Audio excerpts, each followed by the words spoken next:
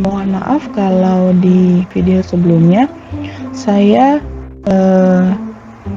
memadatkan materi, jadi satu video itu terdiri dari 2 kompetensi dasar, itu sepertinya terlalu panjang ya. Jadi untuk lanjut selanjutnya mungkin saya akan membuat video. Satu video itu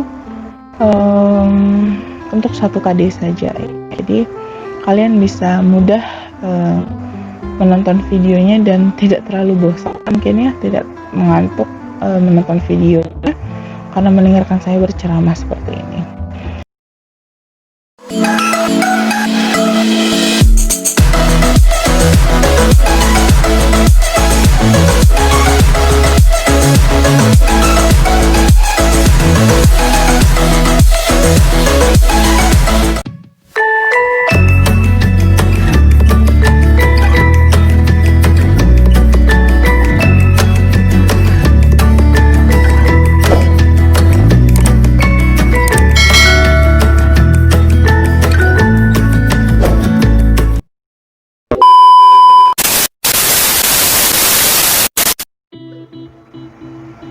Assalamualaikum warahmatullahi wabarakatuh. Selamat pagi, selamat siang, selamat sore, dan selamat malam, tergantung kapan kalian menonton video ini. Jumpa lagi bersama saya, Oktaviani Istiqomah, dalam video materi pembelajaran. Dalam video kali ini, kita akan melanjutkan pembahasan materi mengenai teks laporan hasil observasi. Untuk video kali ini yang akan kita bahas adalah menganalisis kebahasan teks laporan hasil observasi.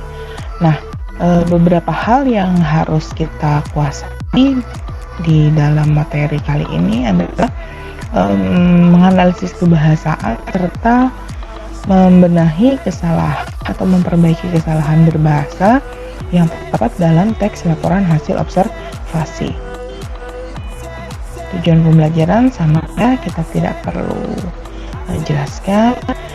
Nah, kemudian di poin bahasan materi kali ini ada beberapa hal yang harus kita pelajari, seperti adanya kata, frasa, kemudian verba, kemudian ada nomina, afiksasi, kemudian ada juga yang disebut dengan kalimat definisi, kalimat deskripsi, dan yang terakhir ada juga yang disebut dengan kalimat simpleks dengan kalimat kompleks.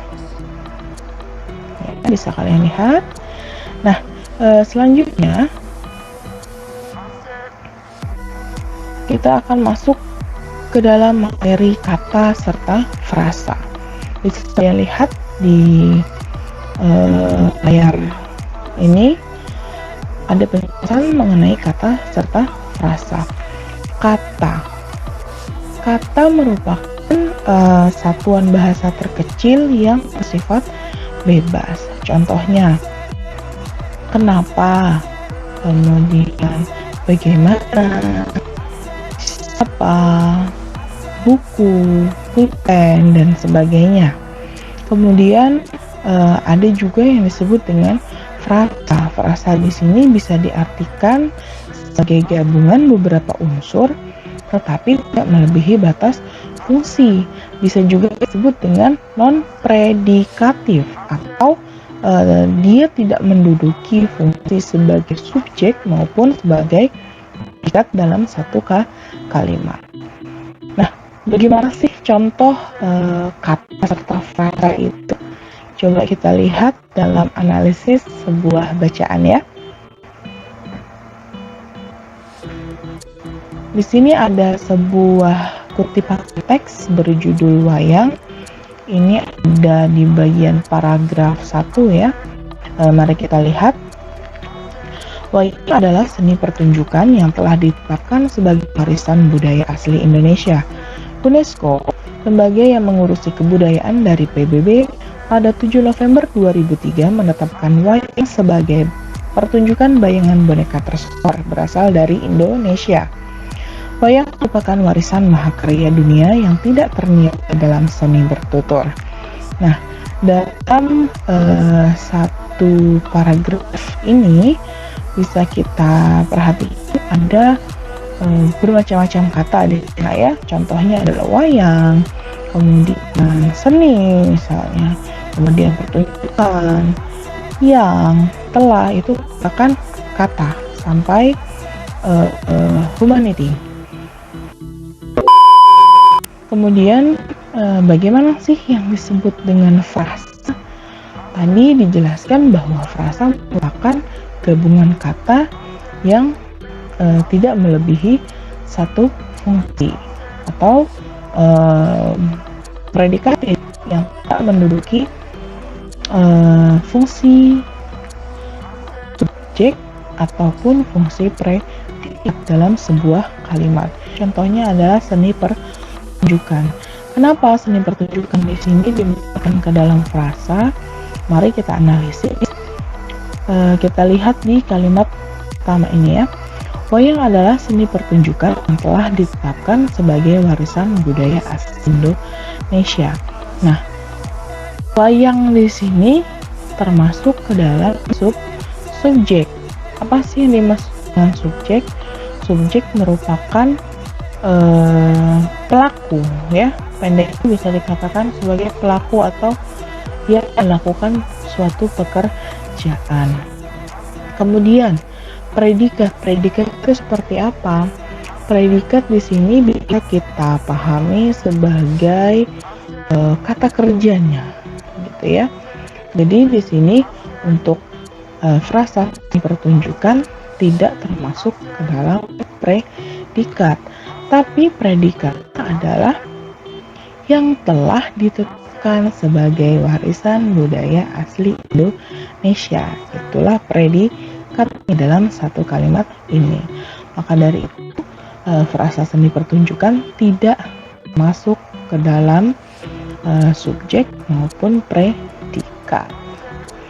Baik, sampai di sini bisa dipahami?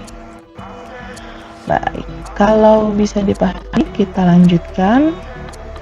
Ini ada contoh beberapa kata dan saya. Sini ada kata benda atau nomina, kemudian ada kata kerja atau juga dengan verba. Sekalian lihat ya, di sini ada beberapa kata, kemudian ada beberapa frasa yang terdapat pada bacaan yang berjudul wayang tadi. Kemudian di sini kata kerja verbanya ada juga dalam bacaan tadi ya. Nah, selanjutnya dalam teks laporan hasil observasi, kaidah kebahasaannya adalah aksasi atau pengimbuhan. Pengimbuhan ada beberapa jenis, awalan, akhiran, kemudian awalan, akhir, dan sisipan. Nah, di sini bisa kalian lihat contohnya, ada kata berimbuhan, pertunjukan, menguasai, berbeda, dikenal, membantu, menunjukkan, dan mengobati. Ini pun ada jenis-jenisnya. Ini termasuk dalam kata apa, kemudian imbuhan yang digunakan, dan kata dasarnya. Contohnya tadi pertunjukan ya, pertunjukan itu memiliki kata dasar tunjuk, kemudian diberikan imbuhan per dan an dan sebagainya. Untuk afiksasi mudah saja ya, bisa, karena di SMP seharusnya sudah. Kemudian kita lanjutkan ke kalimat definisi dengan kalimat deskripsi. Nah, di sini bisa kalian lihat di dalam tabel kalimat definisi dan kalimat deskripsi itu sangat berbeda ya. Untuk kalimat definisi di sini bisa diartikan sebagai kalimat yang menggunakan verba definitif. Verba definitif itu seperti apa? Contohnya, sini ada kalimat mana yang merupakan verba definitif? Baik, betul. Verba definitif di sini adalah ya. Kata adalah ini merupakan verba definitif. Ingat verba tadi kata kerja.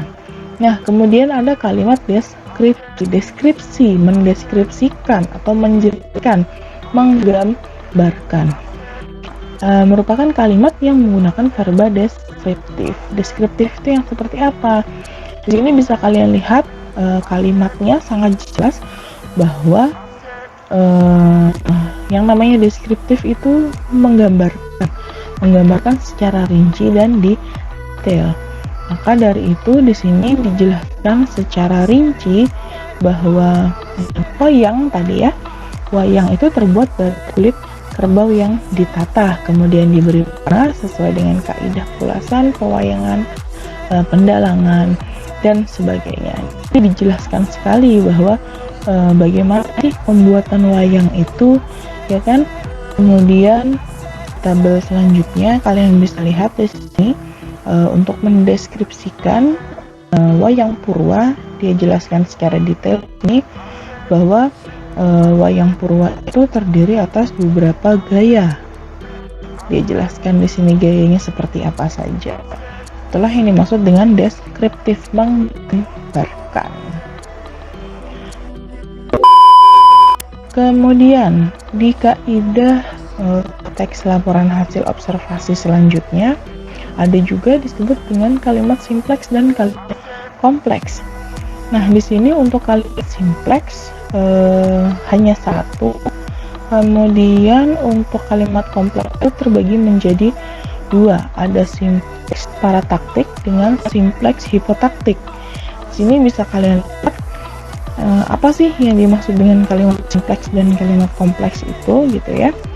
Kalimat simpleks ini terdiri atas satu struktur dan satu verba utama. Kemudian bedanya dengan kalimat kompleks itu apa? Kalimat kompleks di sini terdiri dari lebih satu aksi, kemudian lebih dari satu peristiwa, sehingga dia memiliki lebih satu verba dalam satu struktur. Kemudian untuk kalimat kompleks yang terbagi menjadi dua tadi, ada parataktik dengan hipotaktik. Bisa kalian lihat di sini. Untuk kompleks parataktik itu merupakan kalimat yang terdiri dari dua struktur atau lebih yang dinyatakan dengan konjungtif yang sama maknanya atau sejajar maknanya. Contoh konjungsinya atau kata hubungnya itu bisa menggunakan dan, tetapi, dan, atau. Kemudian untuk kompleks hipotaktik itu kebalikan dari kompleks parataktik. Kompleks hipotaktik kalimat yang dinyatakan dengan konjungsi yang tidak sejajar dengan maknanya. Contoh konjungsinya atau contoh kata hubungnya ini bisa kalian lihat yang biru ini ya. Apabila, jika, karena, ketika, jadi, selain itu, sebelum itu, sesuai itu, atau meskipun, dan kata-kata lainnya.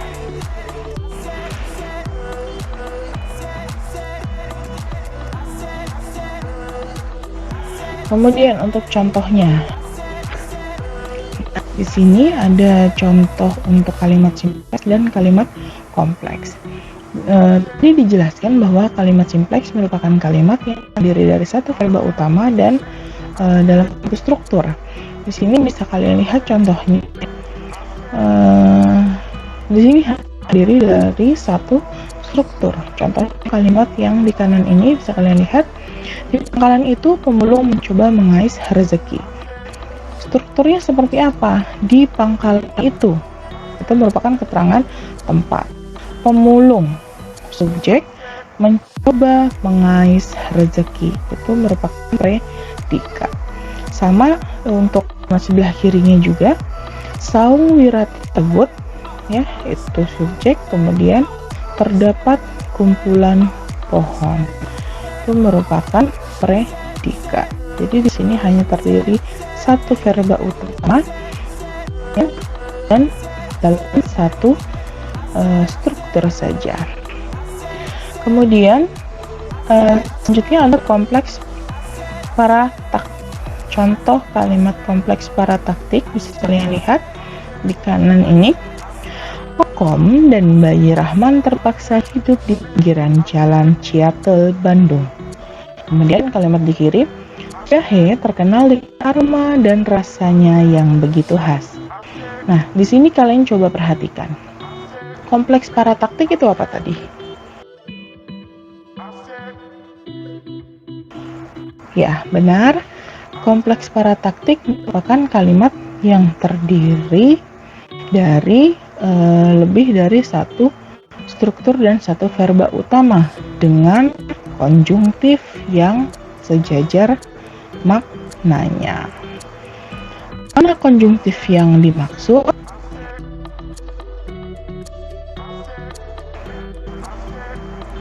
Ya, benar. Ada kata dan di sini ya, sama-sama.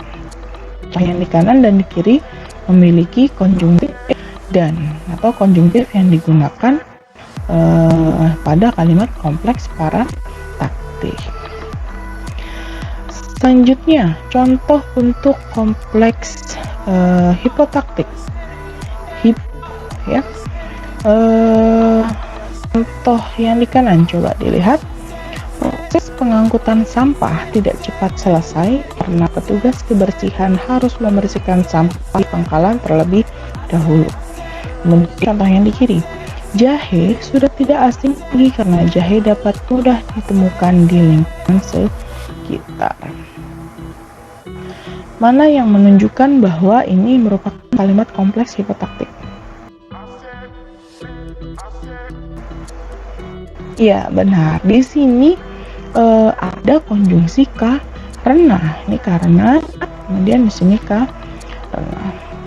Nah, konjungtif ini merupakan konjungtif hipotaktik atau konjungtif yang maknanya tidak sejajar. Baik, sampai di sini bisa dipahami. Nah, baik untuk KD yang ketiga ini, sekian materi dari saya. Jika ada yang kurang dipahami atau belum dipahami, bisa kita lanjutkan diskusi di kelas kita di Google Classroom. Terima kasih atas perhatian kalian. Mohon maaf bila masih banyak kekurangan dalam penyajian video dan penyajian penjelasan dari saya. Semoga video yang saya buat ini bisa dipahami dengan baik oleh kalian semua. Terima kasih untuk perhatian dan kerjasama kalian. Mohon maaf bila ada salah kata maupun perbuatan. Billahi taufiq wal hidayah. Wassalamualaikum warahmatullahi wabarakatuh. Selamat pagi, selamat siang, selamat sore, dan selamat malam.